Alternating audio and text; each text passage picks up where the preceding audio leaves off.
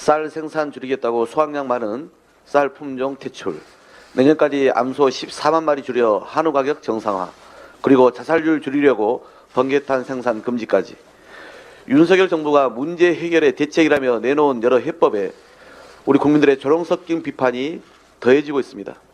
지금 윤석열 대통령은 도대체 무엇을 하고 있습니까? 윤석열 정부는 도대체 국민의 삶을 위해 어떤 노력을 하고 있습니까? 오죽하면 국민들이 이토록 허망한 농담을 던지며 자신들의 고통을 포겨놓겠습니까? 저는 국민들의 농담이 웃기기는커녕 너무나도 고통스럽습니다. 치솟는 물가와 고용 불안이 겹치면서 지난달 경제고통지수는 IMF 이후 역대 최대를 기록했습니다. 1999년 실업률 집계 기준 변경 이래 1월 기준으로 가장 높은 수준입니다. 실질소득은 2분기 연속 감소했고 복합 위기의 난방비 폭탄, 전기요금 폭탄으로 국민은 벼랑 끝에 내몰렸는데도 대통령의 관심사는 오로지 정적 제거와 야당 탄압, 기업 팔 비틀기와 노동자 때려잡기 뿐입니다. 우리 경제는 올해 한 번도 경험하지 못한 위기라는 어두운 터널을 지나고 있습니다. 대통령이 야당 죽이기와 노조 탄압에 쏟을 힘 단 1%라도 경제와 민생을 살리는 데 쏟아붓는다면 지금 우리 국민이 겪는 고통의 크기는 달라질 것입니다. 부디 최선을 다해 경제와 민생부터 챙기기를 거듭 강력히 요구합니다. 오늘 본회의에서 이재명 당대표에 대한 체포동의안이 보고됩니다. 매우 부당한 구속영장 청구라고 이미 총의를 모은 우리 민주당 의원들은 의연하고 단호하게 표결까지 임할 것입니다. 이재명 대표는 윤석열 검사 독재 정권이 짜놓은 덫인 줄 알면서도 세 차례의 소환 조사에나 협조했습니다. 반면 윤석열 검찰은 이재명 대표 주변을 지잡듯 뒤지고 수백 번의 압수수색을 해놓고도 구체적 증거나 제시하지 못했습니다.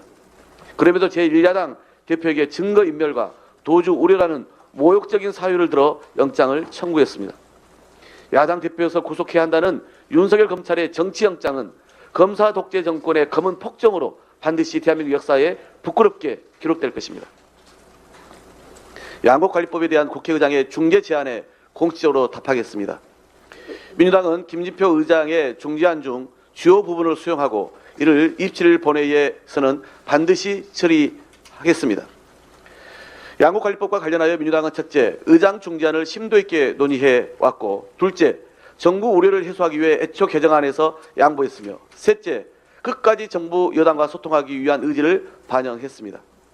오늘 본회의 처리도 가능하나 27일 본회의에서 양곡관리법을 처리하고자 하는 것은 정부와 여당에 좀 더 숙고하고 수용할 수 있는 시간을 주기 위함입니다. 그러나 정부 여당은 지금까지 무슨 노력을 했습니까? 집권 여당은 일하는 국회 대화 타협의 의회주의 원칙을 저버리고 야당과 논의하는 대신 대통령에게 거부권 행사를 건의하겠다는 말만 반복했습니다.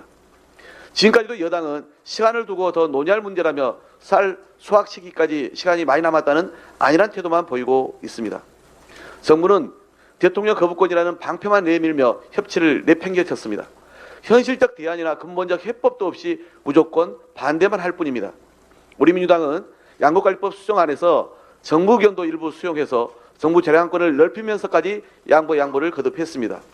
충분히 소통해서 합의 처리하려는 민주당의 노력에도 국민의힘은 아무것도 하지 않으면서 오로지 밀어붙이기, 의회 독재 운운하며 폄훼하기 바빴습니다. 이제는 정부와 여당이 답해야 합니다.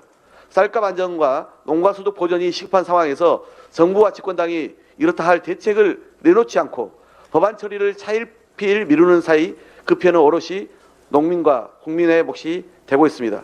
다시 한번 정부 여당의 책임 있는 답변을 촉구합니다. 또한 양곡관리법 외에도 수많은 민생 법안이 여당의 떼쓰기에 발목 잡혀 국회 문턱을 제때 넘지 못하고 있습니다. 민주당은 국회 입법을 무시하고 대통령 거부권과 시행령을 앞세운 정권의 무도함에 맞서 국민을 위한 민생 법안들을 차근차근 추진해 나가겠습니다. 이상입니다.